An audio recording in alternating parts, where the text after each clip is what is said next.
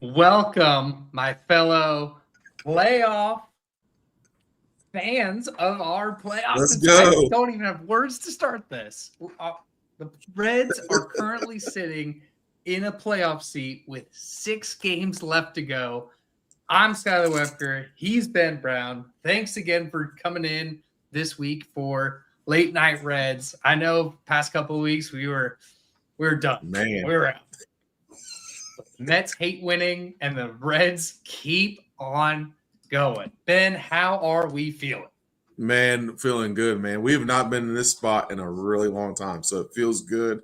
It's man. You want to talk about the word roller coaster? 2 weeks ago, dude, we were shoveling it in, right? We're it was done. a wrap. It was done. It was a wrap. But like you said, the Mets, they hate prosperity, and we have gotten hot, and it's dude, it's fun to watch. It's fun to see. The city's alive. Everybody's excited. And they're playing well, man. Will you freaking 4-game sweep the Cubs? What? Are you kidding? You know what I mean? So it's just it's insane to see. It's fun to watch. And here we are, and this is what we've asked for, right? September baseball, baby. September baseball's got to mean something to get into the playoffs, and here we are. So it's super exciting stuff. Oh, and to be fair, Cincinnati fans need this. I mean, after what's going on with the Bengals and Joe Burrow, it's great to be able to swing back the other way and be like, the Reds are in a playoff spot. Yes. Yeah. Man. I mean, everybody's hopping in here. Pat Magooch, is this real life? Yes, we are. This is real life. We are in the hunt. We're in the dance currently with only 6 games to go. Thankfully, 3 of those games are against the Pirates. Hopefully they're able to keep this momentum going. We can talk about some of the things that we saw this week. I wanted to start with Hunter Green throwing his first complete game, his first Maddox. What a special thing to see out of our ace. But I went a step further, and the Reds are the only team to have multiple complete games under their belt this season. The Reds have 3 of them with Lodolo, Abbott, and now Hunter Green. That's just awesome to see that this Reds pitching staff is able to get it done and able to get it done in Cincinnati. Yes, absolutely. It's man, we've talked about this all year, right? How crucial and how good this starting rotation could be if they stay healthy, and stay together, and they're able to pitch on consistent days. We were seeing that from Hunter Green earlier in the year. Then he has the injury and he's battling back. But now, I mean, you're seeing Cy Young worthy Hunter Green. Like, his stuff is just insane.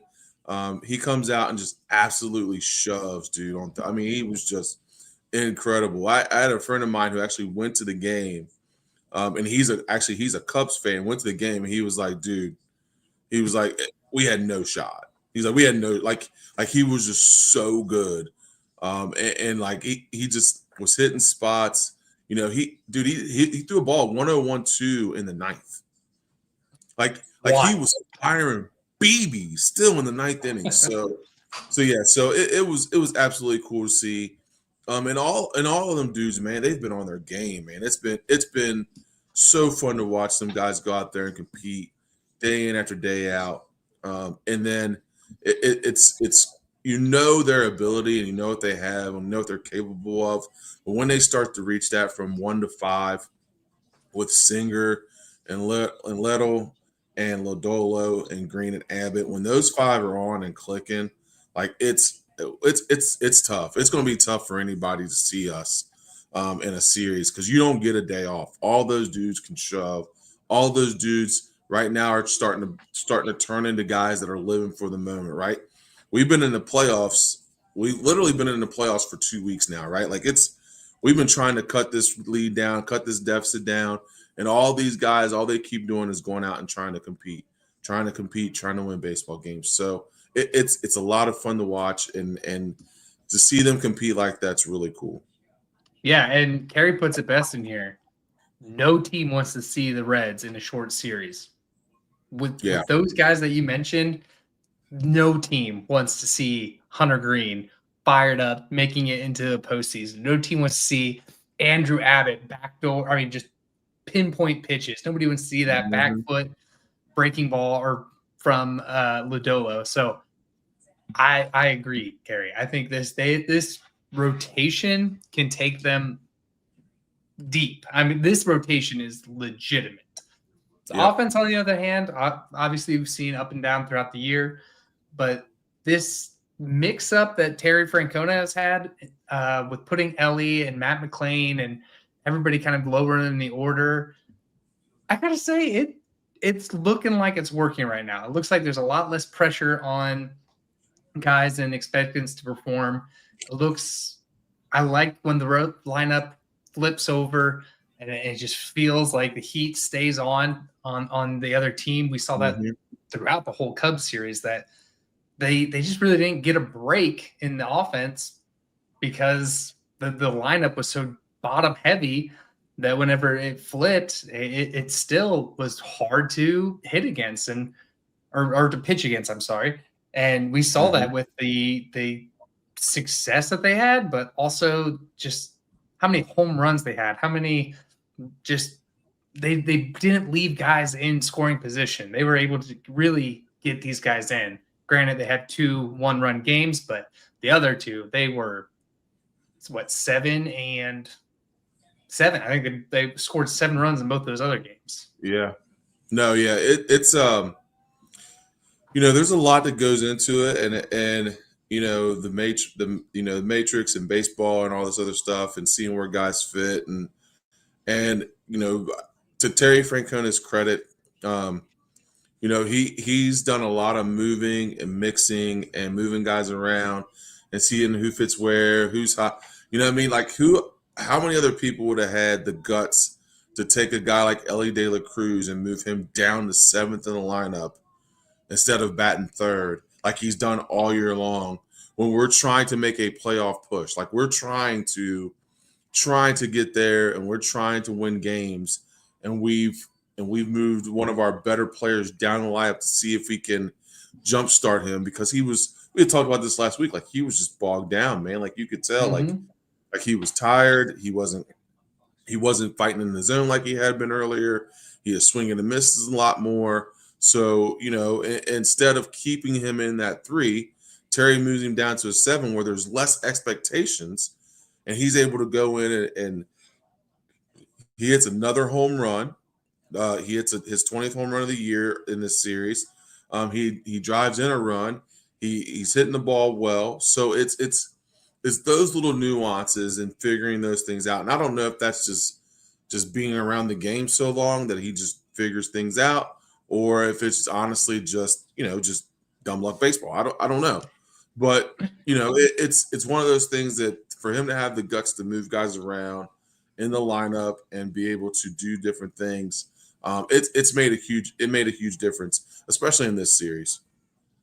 Yeah, and look, I kind of put it in our Slack channel, and Joe Farsing met me. I put it in the Slack channel that this team looks re-energized after that Hunter Green game. I mean, they look completely different after that. That felt like the spark or the turning point. And Joe Farsing put it in, and then came back at me with like, they really haven't been that all year. And to his credit, yeah, they haven't. But I don't know, they just have a different vigor about them. Yeah, It's incredible to see right now. Yeah, it feels different. It definitely feels. It feels like they're in like a fight mode. You know what I mean? Like it's they understood what the assignment was, and here's the crazy part about this is that it would be a travesty to be that close and not put up a fight that you're expected when you're that close. Even when we were 4 games out with like 20 games to play, like you still have a shot. Like there's like things can happen. As you've seen, the Mets don't like to win, They so hate it. they hate winning. They don't like to win. So with all those things going on and all those things happening, it's good to see that like they're turning the page. They're trying to figure it out because all those games have been playoff games. Like these are all win or go home games for them. So they're starting to figure it out and do some things, and it's really cool to see, like not only just the way that they've like been in games and played in games, but the way they've won games. Like Yeah. they've won blowouts. They won a 1-run game. It was all pitching and the bullpen, which is another factor. The bullpen has been really good. Tony Santiana, even though his arm should be falling off, has been really good.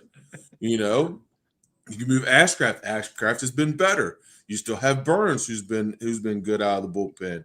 You still, Pagan has actually looked really good closing games. So from top to bottom, like they've all kind of, I guess, went into like a different level of play, knowing that, hey, you don't know when you're going to have a next shot at being this close to get into the playoffs. So let's go chase this thing now. Let's go win games now, and play our best baseball right now. Yeah, and I hope that's the message up and down in the Reds organization right now, because look, 2 weeks ago or whatever it was, they were 6 games out, dead in the water. We were done with the season, and look, they stayed with it. They didn't falter. They didn't give up. And granted, they're getting a ton of help from the Mets, and by a ton of help, I mean a ton of help. They lost 12 of 19 games this month. Yeah. So they're getting a ton of help from the Mets, which is fine because the Reds have the tiebreakers against everybody. They have the tiebreakers against the Cubs. Mm-hmm. They won't catch the Cubs. They have the tiebreaker over the Padres. They have the tiebreaker on Mets, Diamondbacks, Giants. They have the tiebreaker over every team. So that helps in their favor. Mm-hmm. But kudos to them for just staying with it, not folding in like the rest of us. Like, we were done. We talked. We were done. That was a wrap. But they stayed with it. And, I hope that's Francona saying, guys, I didn't hear a bell. Like, I hope that's Francona putting that message out there, or somebody, because like I said, they feel different. Mm-hmm. And not different in the sense of, they're being competitive and late in the season. They feel different now than they did at any point in this season. Like they feel like they believe they deserve it, and rightfully so. They do deserve it if they're going to battle like this. Yeah, no, I 100% agree with that. And here's the thing that I feel like has been the biggest thing, and I think we've already hit on it. When you have guys in your starting rotation that when they get the ball, you feel like you're in every game, it makes a huge difference. Like we don't have a guy in our starting rotation where you feel like, oh man, that's a loss. Oh man, like yeah, you just don't have we don't have that guy. And they've had bad outings here or there. I mean, they've all had stinkers. They can't all be perfect. I mean, Paul Skeens is going to win the Cy Young. He's 10-10. So I mean, they can't all be wins. But I'm like, anytime our starters take the ball, we feel like we've got a chance to win the ball game. And when you have that chance, then it makes everything else kind of fall into place, because you don't have to push, you don't have to press. You don't have to man, we got to score 10 runs every game so that we win. No, like dude, we can get 3, we can get 4, we can get 5, and our starting rotation, along with now with our bullpen, can be like, yeah, 5's going to be good enough. We're good. Okay, 3 is good enough. Like today, 1 was good enough. You scratch across the run, we're going to make it hold. Let's do it. So, and not saying you can do that all the time, but it's a good feeling when you have guys like in your bullpen and your starting rotation that make you feel like 2 runs is good enough. Yeah, I think you're right. And Pat puts in there, they have a ton of momentum. I think a lot of that momentum is built off of this pitching staff. Like you said, there's not a win-win, loss. This guy, we kind of had that in the past where, all right, we can get 3 wins out of our rotation. Mm-hmm. You genuinely feel like every day is win day, Yep. and that's amazing to look at.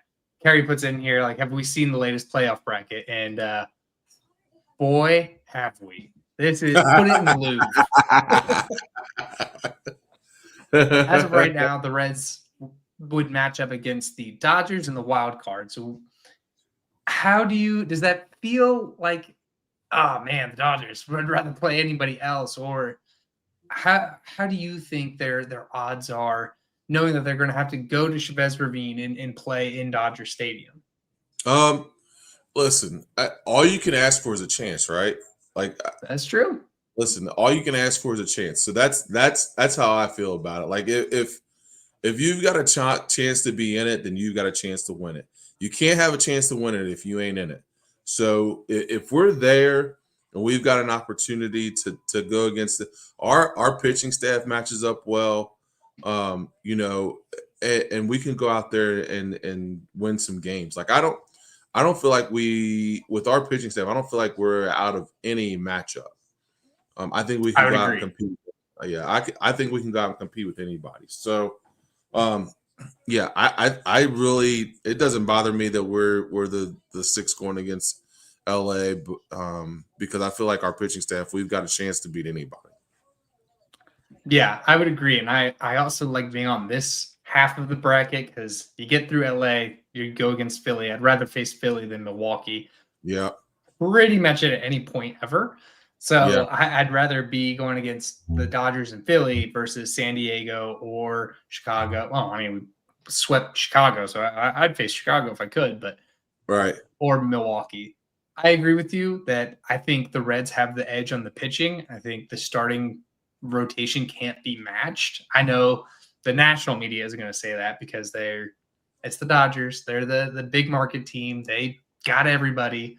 Yep. But there's been a lot of talk that Shohei isn't going to be able to either pitch or go the distance in games, just because he's still recovering after his Tommy John.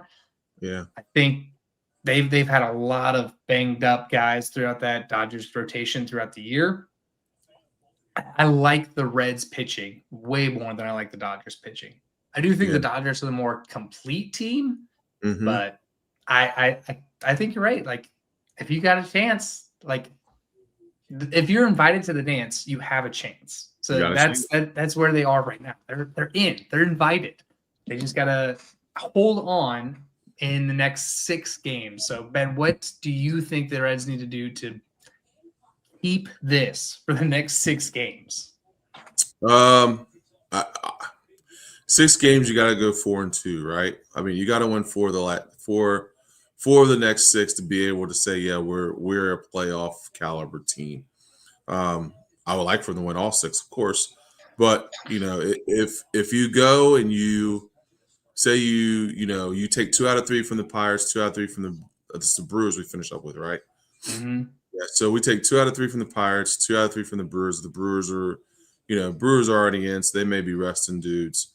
You take 2 out of 3 there, or if you sweep the Pirates, and you get 1 out of 3 from the Brewers. That's still 4 in the next 6. So I think you got to win 4.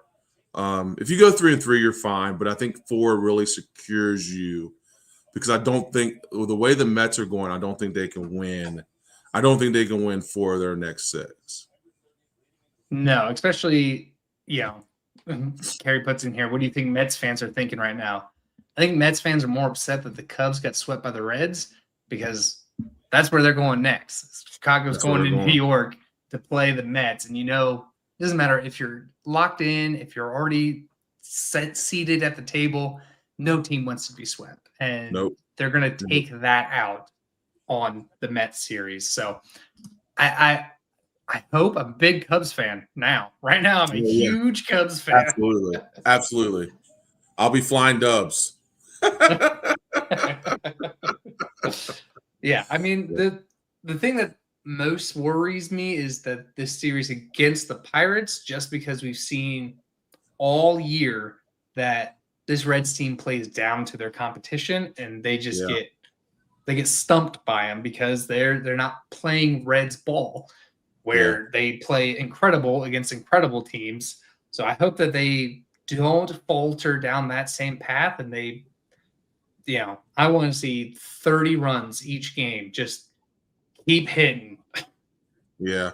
Yeah. I hope it's different knowing what I hope it's different because they know what's at stake, right? Like, I mean, this is a chance for you to get yourself and keep that playoff mentality and keep that run going. It's an opportunity to beat a team that you're way better than. I mean, let's be honest. Like we are a better team. We are way better than the Pirates. So your schedule is playing to your favor, where you've won 5 in a row. You've beaten a pretty good Cubs team that's going to be in the playoffs to play a really bad Pittsburgh team that that I mean, even Paul Skeens was in an interview the other day talking about how he's disappointed in their management. He's disappointed in their players and how they've come about going day in and day out about their daily business. He was not happy at all. So, there's a little bit of turmoil in there from their best player because he knows that they aren't putting the effort towards winning that they should. So you're going into a team that in the complete opposite direction of where you're going. So hopefully you take it out on them and you just continue to play well and win baseball games. And if you sweep them, then it gives you a good shot at going ahead and pulling away in this thing because the Cubs are, like you said, the Cubs just got swept by their rival, the Reds. They're going to be pissed off to play the Mets, no matter what's going on. So no matter if they got a seat at the table or not, they're going to be pissed. Yeah, and thankfully we missed Kyle Tucker making it back to this team to help this Cubs team. He's like right on the cusp of coming back. So if he comes back against the Mets, I'm not going to be too upset about it. Yeah, I mean, that would be nice if he did that. Yeah, so for the way that the season wraps up is that the Reds face the Pirates and the Brewers. The Mets face the Cubs and the Marlins. Mathematically, the Marlins aren't out of it yet, but they're done.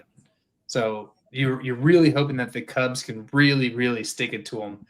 And if it comes down to that last series in the year, you got to hope that the Brewers are done, pack it up.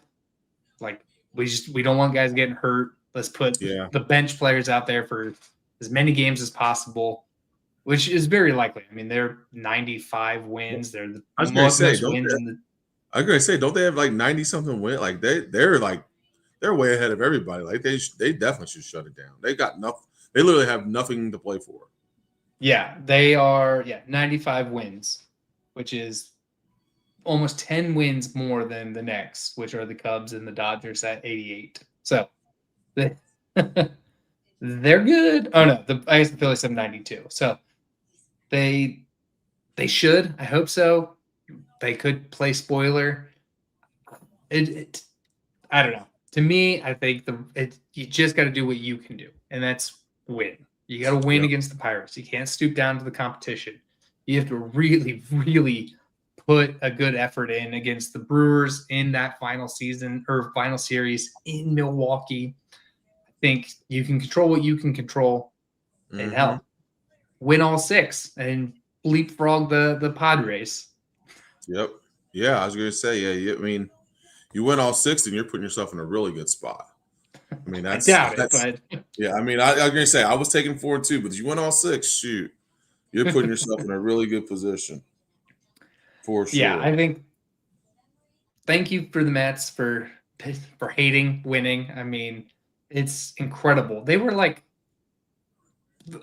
significantly over 500 at the beginning part of the season. I think they were like 30 games over. Yeah. And they have fallen hard. That's insane, man. That's wild. It'll be interesting to see. It'll be interesting to see what they do because I mean that's an epic collapse. Like I mean, they were in the driver's seat. I mean, they were playing well, and you made a move. You go out and get Juan Soto. Yeah. And I mean, you're in the driver's seat, and just epic, epic meltdown. So I'll be interested to see what happens there. And truth be told, they may have packed it in already. Honestly, I mean, I know they've got. I mean, I know they still have a shot, of course, but I mean, the way that you that lose team has been playing lately, 14 of their last 16 is what you said. 12 of the last 19. Gosh, that's wild. Yeah, it's been a no good September for them. Which, hey, we were talking about how they have a hard schedule, and We did. we were banking on it, and thank God it is. But some of the plays that the Mets have made, I've been kind of peeking over there to like, what's going on over there? What's going on at the Mets game? And I mean, they gave up an inside the park home run, which lost them the game against the Nationals. A lot of fielding errors. They don't look good right now. They look very, very uncomfortable, which is good. It's good for the Reds that they look very uncomfortable. They look shaken to finish the season. Never say never. Obviously, there's still 6 games. This is not concrete. Nothing's official yet, but I'd like to stop the count. Let's just cut the season here. Wouldn't that be nice? He'd be like, "Yep, season's over." Yeah, just call it now. Stop the count. Exactly. But no, you're absolutely right. Yeah, the season's not over. I mean, everybody's still got 6 games left, and you just hope that the Reds will finish strong, like they have been. I mean, who would have thought when we were talking, that they were going and sweep the Cubs and play as well as they have, going to the end of this season. I mean, that's all you can ask for is have a shot, and they've given themselves a shot now. Yeah, and it looks like the only 2 teams that have their spot locked in place are the Brewers. They have locked the 1 spot in, and the Cubs. They have locked their. I mean, I guess they could fall to second in the wild card if things really went wrong, but they are absolutely locked into at least that first wild card spot. So, hey man, we said before that people always give the NL Central a hard time, like, oh, just a bunch of bottom feeder, mainly because the Reds and Pirates are in here and have been so bad for so long. Yeah. But look, man, 3 NL Central teams are about to make it into the playoffs. 3 of them. Yeah. And the Reds, thankfully, are one of those 3. And the Cardinals and Pirates have since faded off into non-importance for once in the Cardinals' lives. Which is crazy. The Cardinals are usually I know. They're usually the one you're like, man, we're always chasing the Cardinals. I know Seth has a good time about it because the Cardinals, they went from, hey, they went the pinnacle of baseball, the best of them all, whatever it is, to like they've had 2 bad years, and now they're, besides the A's and Tampa Bay Rays, they're bottom in the league of attendance. And it's like, what spoiled fans? You're bad for 2 years and you drop to bottom in the league of in attendance. Yeah, they are spoiled. I mean, it's especially as much winning as they've done. I mean, they win consistently, and for you all to be like, oh, 2 years now, we're just going to walk away. Be like Reds fans. We've had years and years of mediocrity, and we stay around and we hang in there. 30 years of 30 years of mediocrity. And we're here and we're still fighting.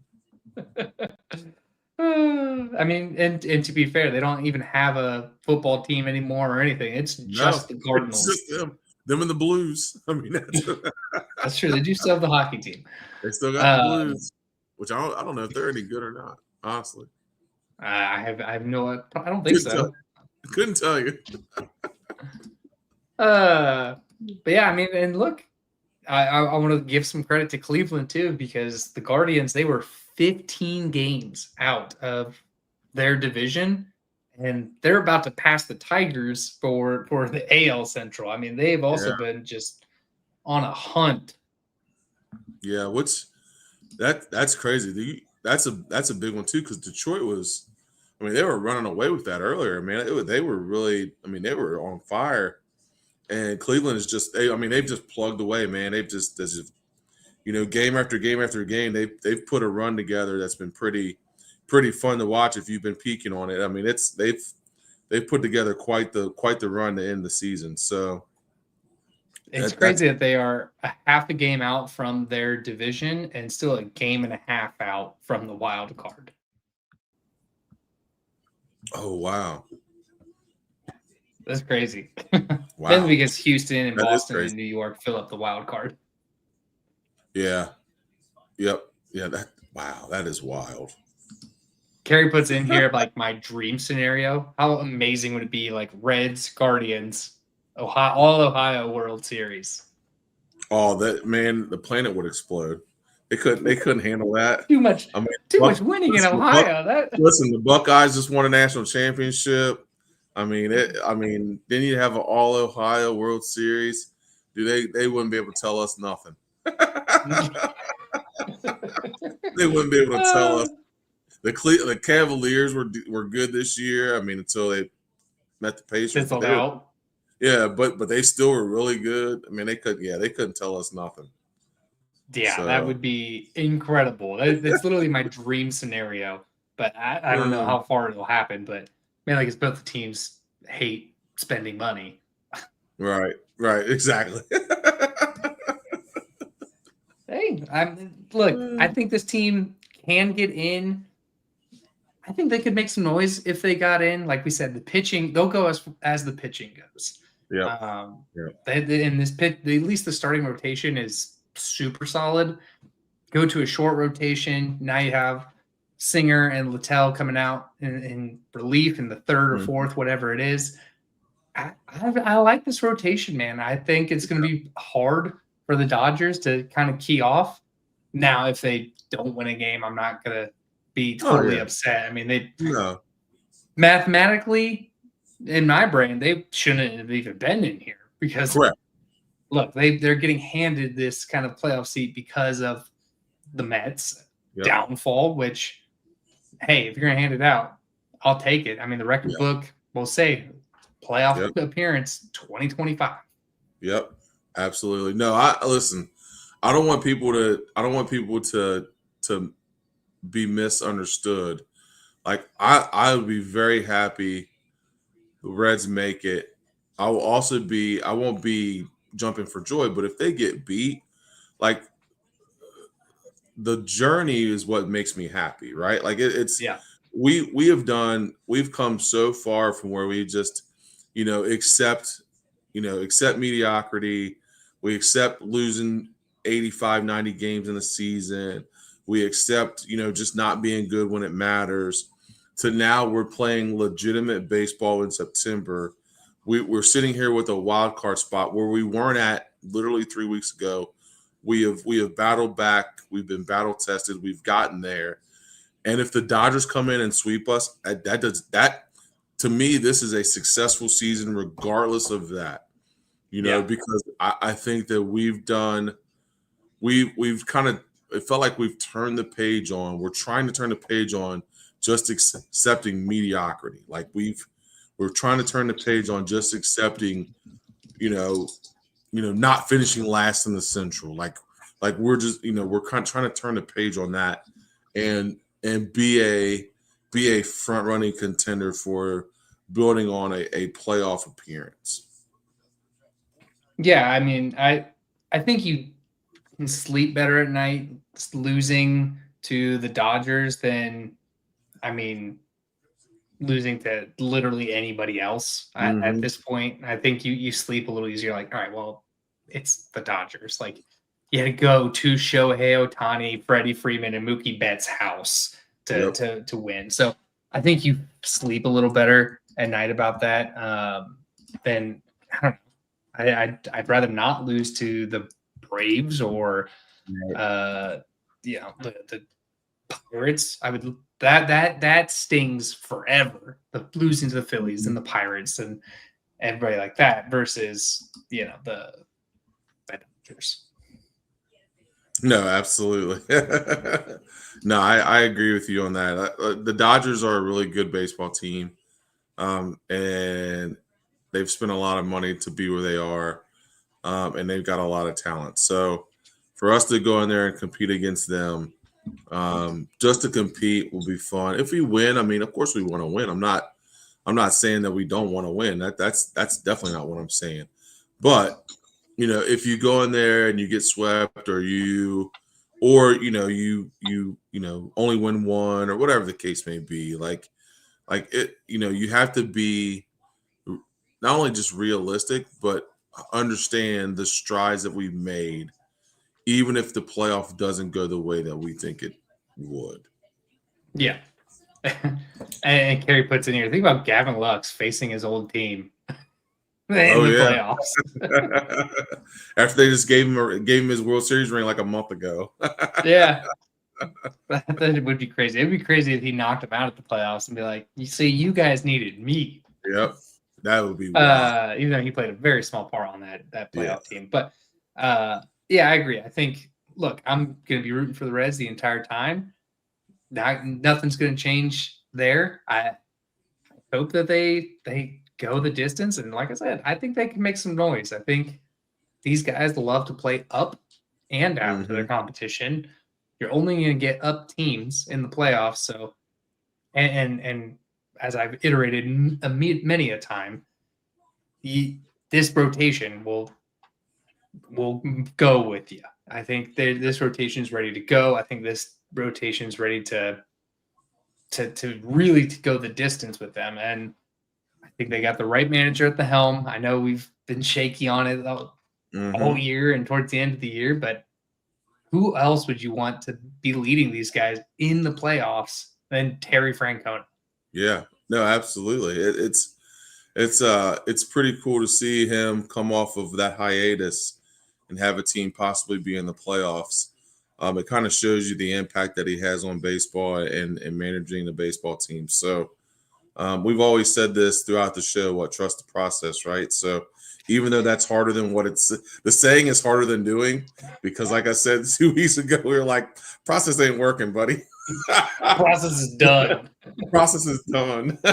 But it's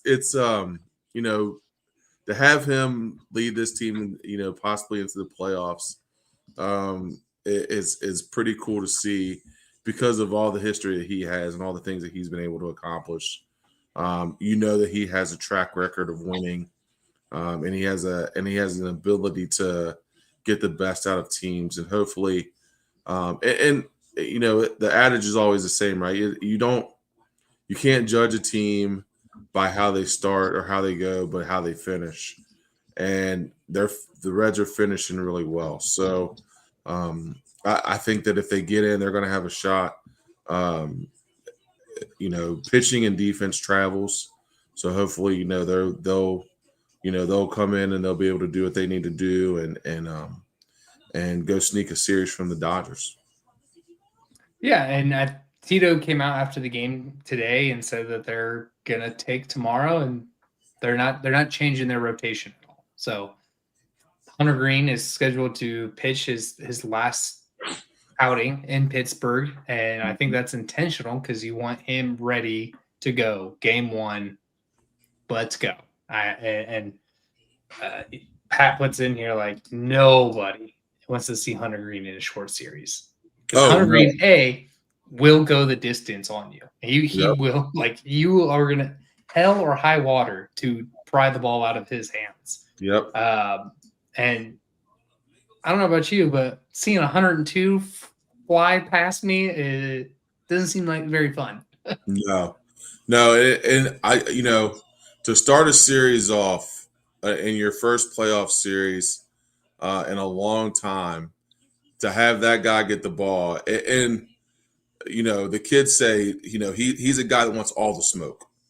So, and that's what you want. You want a guy that's going to take the ball and be like, look, I want to face the best of the best because I feel like I'm one of the best. And let's throw the chips down and see where it all lands. And Hunter Green, like I said, he wants all that smoke. So it'll be fun if he gets that opportunity. It'll be fun to see him go out and compete and see what he can do in a playoff matchup. Dude, it's just the air in the playoffs. You're in LA. The air in the playoffs is just different. the sounds are different, the coverage is different. Like playoff baseball, and hopefully for those guys, hopefully they get to experience it. But the playoff baseball, there's nothing like it. Even as a fan, dude, you're just watching it and you're like, dude, this just feels like it. The feel of it is just incredible. Yeah, and correction, they will be home against the Pirates, but so his last start will still be home against the Pirates. Pat puts in here like, who's your game 3 starter after Hunter and Abbott?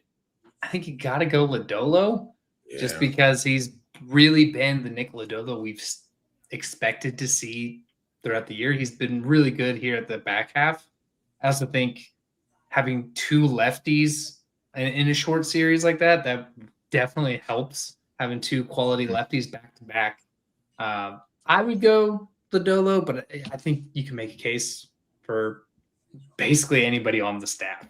Right. No, I honestly I like Lodolo. Only because I think that when you have to face back-to-back lefties, it really messes with your lineup. Like you can't prepare for you have to change some things up because guys don't bat as well versus left-handers. And if you've got 2 of your 3 starters that are lefties, it changes everything they've got to do. So I definitely would go Lodolo. How devastating is it to like, all right, you have Hunter Green, absolute fireballer.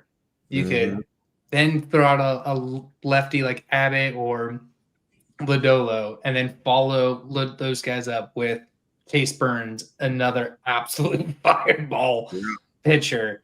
I mean, that's gotta suck. Yeah, that's dude, sucks so hard. Oh yeah, no, absolutely. I mean, that's the cool thing about seeing how they've done this rotation and how they've set up these pitchers and moved Burns to the bullpen, and it's all like kind of falling together, right? Like it's, you're really putting your place in the spot where if you want somebody to go in after Hunter Green who's going to be crafty, you can go Nick Martinez. Yeah, I mean, and Nick Martinez is a different pitcher than Hunter Green. Or if you throw out Abbott, who's going to throw, mid 80s to upper 80s, then you turn around and say, hey, now you're going to have to eat Chase Burns 102 for another 2 innings. You know what I mean? So like it's the matchups and the way that you can do things now when you have the flexibility of that in your bullpen and in your starters. Like you can match things up and give guys different looks. Seemingly, every game or every other inning when you bring in bullpen relievers. No doubt. And I want to put a shout out right here. Christopher just subscribed to us and the channel and everything. Thank you. Love new interactions, new fans, everything. We're just Cincinnati fans putting on a show for other Cincinnati fans. I would encourage everybody to join our Patreon. Through that, you'll get access to our Slack channel, which is kind of the best of Cincinnati sports fans, I would say. I mean, we're not political, we're not argumentative, we're just Reds fans, Bengals fans, everything like that, with a hub to share our feelings and ideas. It's not expensive. It's like $2 a month. Any price level gets you access to the Slack. It's my favorite thing throughout the whole day is getting on there and seeing what everybody's talking about. But yeah, I back to the premise.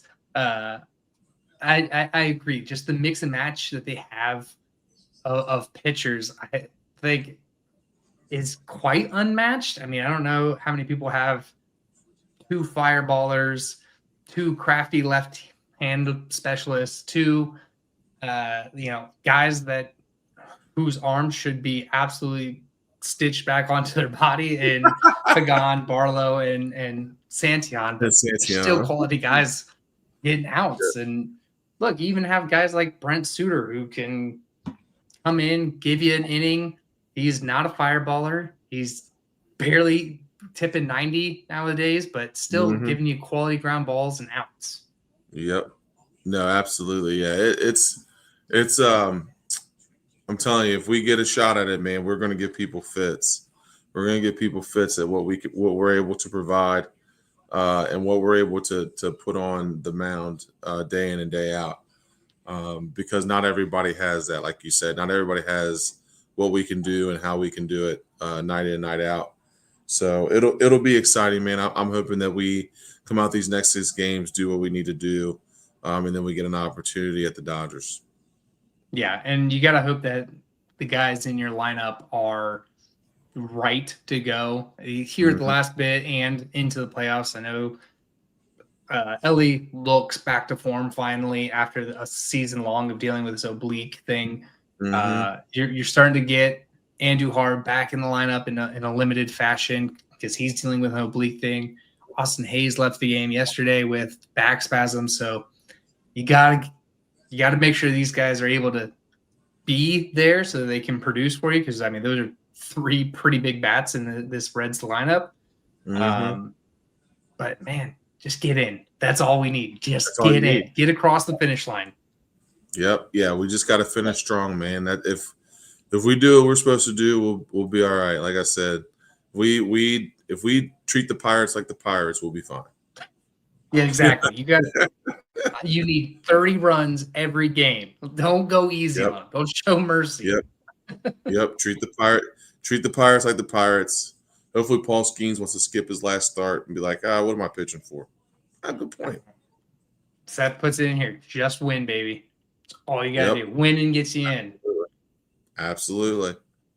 For that, we can probably pack it up out of here. If you guys are planning on going to any sporting events anywhere, use our code Riverfront and get $20 off your first purchase through SeatGeek.